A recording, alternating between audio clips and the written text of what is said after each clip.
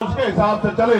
मैं उनसे कहता हूं कि चिंता मत करो, मैं अभी तो अकेला आया हूं, लेकिन आने वाले समय में मेरा बहुजन समाज इतने लोगों को भेजेगा कि इस पार्लियामेंट में चारों तरफ हमारे लोग ही दिखाई देंगे। चारों तरफ हमारे लोग दिखाई देंगे। उस दिन मैं लिख के देता हूं कि कोई गुंडा किसी गरीब की बेटी की तरफ आंख उठा के नहीं देख पाएगा। ये जंग है, इसमें आप ये मत सोचना कि सिराज भाई मेरे घर नहीं आए, मेरी गली में मत नहीं आए। आप ये मान लेना कि आप खुद सिराज है और आपको अपनी ताकत बनानी है और अपने दोस्तों, रिश्तेदारों, साथियों, सहयोगियों को सबको ऐसे आने वाले 2-3 दिन में यही फोन करके कहना है कि हमें अपनी बार दूसरे लोगों को मौका देते आए, वो बन के ताकत में अपने लोगों की मदद करते आए। इस बार हमें अपनी मदद करनी है और भाई चंद्रशेखर आजाद को ताकत देनी है। कर दोगे नहीं कर दोगे मदद? हमारे कैडर की मेहनत है और आप सबका सहयोग, आशीर्वाद है कि मैं इतने ही वोटों से जीता जितने वोटों से भारत के प्रधानमंत्री जीते, इतने ही वोटों से आपका चंद्रशेखर आजाद भी जीता। और दूसरी लोकसभा में हमें 80,000 से ज्यादा मत प्राप्त हुए। तो पार्लियामेंट में आपसे जुड़े हर विषय पे मैं लगातार अपनी बात रखता हूं और कोशिश ये करता हूं कि जहां कहीं भी मेरी जरूरत हो मैं समय से वहां पहुंच जाऊं। अब क्योंकि चुनावी दौर है, अब आपके पास मौका आया है। अगर इस मौके को आपने संभाल लिया और जिम्मेदारी से अपनी जिम्मेदारी को अदा किया, तो मैं आपको लिख के देता हूं कि जो समस्याएं कागज में लिख के मेरे सामने रखी गई हैं, जिनमें 3 प्रमुख समस्याएं हैं। पहली है शिक्षा, दूसरी है चिकित्सा और तीसरा है पलायन। और मैं आपको बहुत जिम्मेदारी से कह रहा हूं कि शिक्षा, चिकित्सा, पलायन ये सिर्फ झारखंड की समस्या नहीं है, ये देश के हर कोने की समस्या है। और आपको शायद एहसास होगा, मैंने पार्लियामेंट में ये कहा था कि अगर सरकार शिक्षा का स्तर सुधारना चाहती है, और जैसे बाबा साहब अम्बेडकर ने कहा था कि शिक्षा वो हथियार है, शिक्षा शेरनी का वो दूध है, जो पिएगा वो दहाड़ेगा, जो पिएगा वो आगे बढ़ेगा।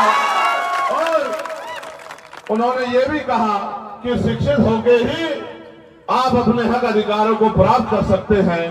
इसी बात को जब उन्होंने समाज को रास्ता दिखाने का काम किया, तो उन्होंने नारा भी ये दिया कि शिक्षित बनो, संगठित रहो, संघर्ष करो। तो मैंने पार्लियामेंट में कहा कि एजुकेशन पॉलिसी ऐसी होनी चाहिए, क्योंकि आज शिक्षा का बाजारीकरण हो गया है। बड़े बड़े पैसे वालों के लिए बड़े बड़े स्कूल, उनमें बड़ी बड़ी सुविधाएं, और गरीबों के बच्चों के लिए सरकारी स्कूल, और उनकी हालत भी इतनी बुरी है कि बरसात में वो स्कूल चूते हैं, लाइट बिजली की व्यवस्था है नहीं, पंखे उनके खराब है, मास्टर समय पे आते नहीं, पढ़ाई उनमें होती नहीं, बच्चों पे किताबें नहीं है, बच्चों पे वर्दी नहीं है। और मुझे ऐसा लगता है कि साजिश करके गरीबों के बच्चों का रास्ता रोकने का काम सरकारें कर रही हैं। इसलिए मैंने ये कहा पार्लियामेंट में कि बदलाव तब होगा जब गरीब के बच्चे को भी अमीरों के जैसी शिक्षा की व्यवस्था होगी। और उसका एक ही रास्ता है, वो रास्ता ये है कि गांव के सरपंच से लेके जिला परिषद का मेंबर, ब्लॉक का प्रमुख, जिला पंचायत का सदस्य, जिला पंचायत का अध्यक्ष, विधायक, सांसद, पार्षद, मेयर, चेयरमैन, मंत्री, मुख्यमंत्री, राज्यपाल, प्रधानमंत्री या एडमिनिस्ट्रेशन में चीफ सेक्रेटरी से लेके प्रमुख सचिव, बावन सचिव, कमिश्नर, डीएम, एसपी और किसी विभाग का कोई भी कर्मचारी हो, उनके बच्चों की पढ़ाई सरकारी स्कूल में होनी चाहिए। इससे बदलाव क्या होगा आप देखो। एक जैसे हम 3 भाई यहां खड़े हैं, आप सोचो स्कूल की एक कुर्सी पे विधायक जी का बेटा बैठा होगा और दूसरी कुर्सी पे जिला अधिकारी का बेटा बैठा होगा और तीसरी कुर्सी पे मेरे आपके गरीब परिवार का बच्चा बैठा होगा, तो बताओ उसको अच्छी शिक्षा मिलेगी या नहीं मिलेगी बताओ।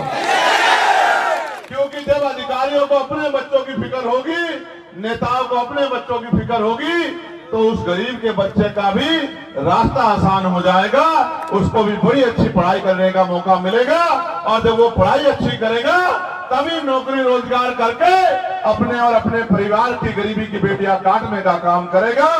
जब जब मैं सुधार की बात करता हूं तो सरकार में बैठे लोग मेरा मजाक उड़ाते हुए कहते हैं कि चंद्रशेखर आजाद एक मेंबर बन के सोचता है कि सरकार उसके हिसाब से चले। मैं उनसे कहता हूं कि चिंता मत करो, मैं अभी तो अकेला आया हूं, लेकिन आने वाले समय में मेरा बहुजन समाज इतने लोगों को भेजेगा कि इस पार्लियामेंट में चारों तरफ हमारे लोग ही दिखाई देंगे। चारों तरफ हमारे लोग दिखाई देंगे। उस दिन मैं लिख के देता हूं कि कोई गुंडा किसी गरीब की बेटी की तरफ आंख उठा के नहीं देख पाएगा। मैं इस बात को आपको वादा करता हूं। साथ साथ इसके आगे बढ़ते हुए मैं ये भी कहना चाहता हूं, बहुत कुछ हो सकता है। जैसे महिलाओं को ग्रामीण क्षेत्रों में कुटीर उद्योग लगा के रोजगार मिल सकते हैं, क्योंकि जो तीसरा मुद्दा है वो पलायन का मुद्दा है कि रोजगार के लिए आपको दूसरे प्रदेशों में जाना पड़ता है। इसमें कोई झूठ नहीं है। मैं दिल्ली में रहता हूं, मैंने कोरोना काल देखा है किस तरह मेरा मजदूर परिवार रेल की पटरी अपने घरों आने की कोशिश कर रहा था।